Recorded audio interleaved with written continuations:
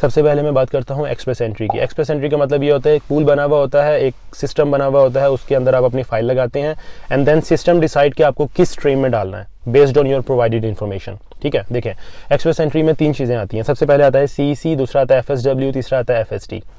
CEC का मतलब होता है कैनेडियन एक्सपीरियंस क्लास। तो कैनेडियन एक्सपीरियंस क्लास में वो लोग अप्लाई करते हैं जिनके पास कनाडा का 1 साल का, 2 साल का या मल्टीपल ईयर्स का एक्सपीरियंस होता है। मिनिमम रिक्वायरमेंट 1 साल की है और वो एक्सपीरियंस होना चाहिए with in 3 years from the past 3 years. For example, एक बंदा है जिसने 1 साल पहले काम किया था, 1 साल पूरा एक्सपीरियंस लिया और फिर 1 साल उसने काम नहीं किया, that person can claim those 1 year of experience too, as long as that experience is within span of 3 years, तो वो उस एक्सपीरियंस को क्लेम कर सकता है। ये CEC की जो बेसिक रिक्वायरमेंट है वो है कि 1 साल के आपके पास 1 साल का कनाडा का वर्क एक्सपीरियंस होना चाहिए। ओके, अब वो लोग जो कि कनाडा में नहीं है, किसी और कंट्री में, फॉर एग्जांपल पाकिस्तान में है, they can apply under FSW और FST। तो ये हो गई बाकी की 2 stream, FSW and FST। Total है 3, CEC, FSW, FST।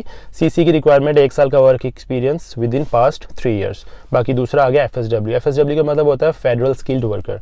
इससे हम जो फेडरल स्किल्ड जो क्लास है फेडरल स्किल्ड वर्कर की, इसे हम फॉरेन वर्क एक्सपीरियंस क्लास भी कहते हैं। फॉरेन वर्क एक्सपीरियंस क्लास का मतलब ये होता है कि इसमें फॉरेन एक्सपीरियंस काउंट होता है। दैट एक्सपीरियंस जो कि CEC में सिर्फ कनाडा का होना चाहिए था, FSW में वो फॉरेन भी हो सकता है, फॉरेन किसी भी कंट्री में आ जाता है। फॉर एग्जांपल, अगर मैं कनाडा में बैठ के पाकिस्तान का काम करता हूँ, मतलब फुल टाइम अपनी जॉब करता हूँ, I can claim that experience as FSW too. मतलब एज लॉन्ग एज आपके पास कनाडा से हट के किसी भी कंट्री का एक्सपीरियंस है तो यू लाई इन FSW। लेकिन अगर मैं एक बंदा है उसके पास CEC का भी एक्सपीरियंस है और FSW का भी है, तो उसकी फाइल जो है वो दोनों पूल में चली जाएगी। तो फिर जिसका भी ड्रा होगा उसका नाम उसमें आ सकता है। बेसिकली जब आपका स्कोर्स आते हैं उसकी बेस पर कट ऑफ्स निकलते हैं। जब आप अपनी फाइल बनाते हैं PR की, मैं एक वीडियो बनाऊंगा जिसमें मैं ये बताऊंगा कि PR की फाइल किस तरह बनाते हैं, तो उस वीडियो में मैं आपको बताऊंगा, वहाँ पर कंडीशंस लिखी हुई होती हैं।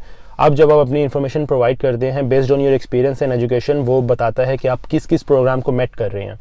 तो वहाँ पर ये तीनों लिखे हुए होते हैं, CEC, FSW एंड FST। तो आगे लिखा हुआ होता है met, non met, met, non met. जिस चीज़ की भी आप रिक्वायरमेंट्स फुलफिल करते हैं उसके आगे मेट लिखा हुआ आ जाता है, मतलब आप उस स्ट्रीम में बिलाई कर रहे हैं।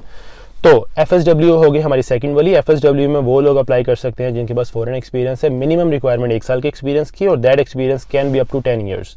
मतलब 10 ईयर्स जो है वो स्पैन है, जो 1 साल के हैं, 2 साल के हैं, जितना भी एक्सपीरियंस आप क्लेम कर रहे हैं वो एक्सपीरियंस होना चाहिए in the span of 10 years, past 10 years.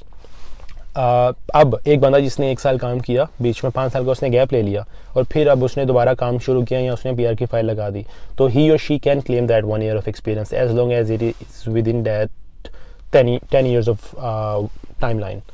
तीसरी जो हमारे पास है जी वो है FST। FST का मतलब होता है फेडरल स्किल्ड ट्रेड। अब इसमें जो एक्सपीरियंस की रिक्वायरमेंट है वो 1 साल से हट के 2 साल की है, मतलब आपके पास मिनिमम 2 साल का एक्सपीरियंस होना चाहिए और जो टाइम स्पैन है वो है 5 ईयर्स, मतलब 5 ईयर्स में कोई भी 2 साल का एक्सपीरियंस होना चाहिए।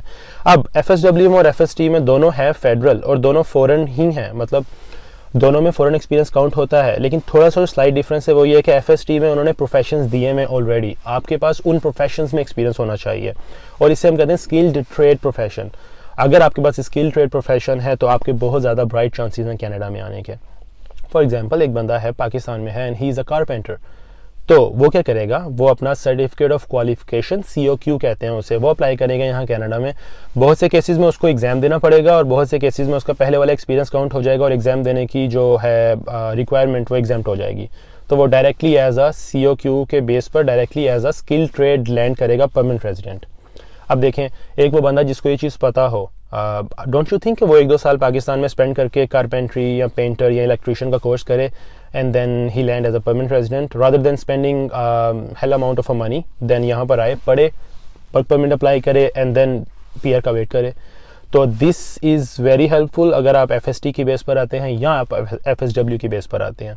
ये तीनों स्ट्रीम जो मैंने बताई हैं, CEC, FSW एंड FST, ये सिर्फ लाई करती हैं एक्सप्रेस एंट्री के अंडर। There are many other streams too जो कि मैं किसी और वीडियो में कवर करूँगा जिसकी बेस पर आप अप्लाई कर सकते हैं, लेकिन फ़िलहाल मैं चाहता था आपको एक्सप्रेस एंट्री की ये तीनों स्ट्रीम्स का पता हो।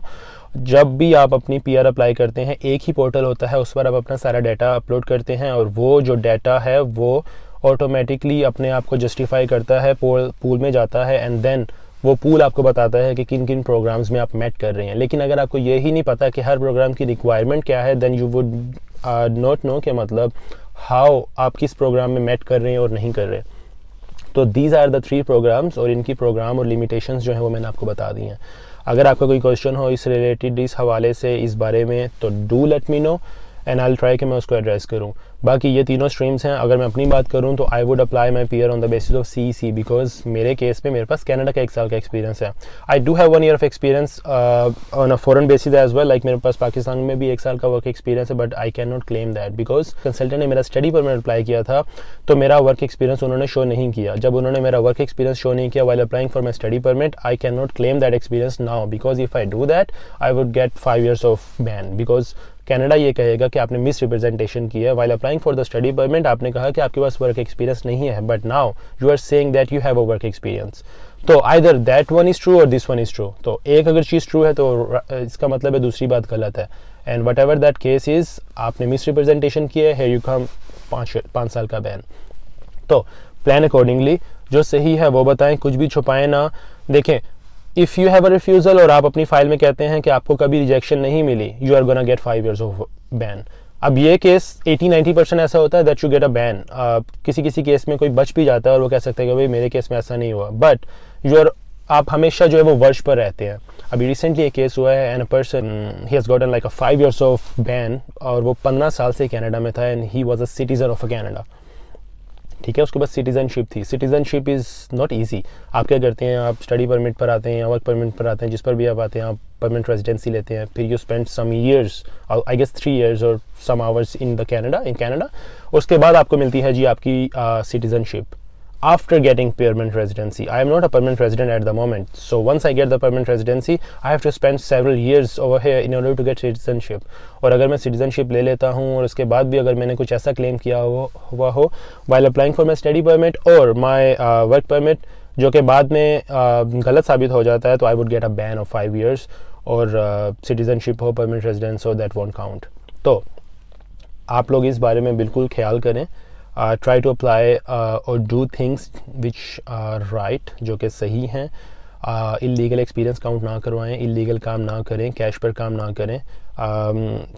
Do keep record of everything. Employer पर अगर आप कहीं पर काम करते हैं तो do keep record of emails, अपने पे चेक्स काउंट करें। So these are the few things जो कि मैंने विद टाइम सीखी हैं, एंड अल्हम्दुलिल्लाह अभी तक my experience is okay so far, अल्हम्दुलिल्लाह। But there are some incidents with people whom I know. Employer ने कह दिया कि भाई आपने 1 साल हमारे पास काम नहीं किया, and they cannot apply under CEC because employer is saying that you haven't worked any. But now what they will do is वो अपनी जो है वो फाइल लगाएंगे, फिर वो जो है वो डिस्प्यूट क्लेम करेंगे, बड़ा लंबा चौड़ा चक्कर है। So always try your best and leave rest is on Allah Ta'ala, but efforts are on you. As long as efforts आप करते हैं तब आप जो है वो कामयाब हैं।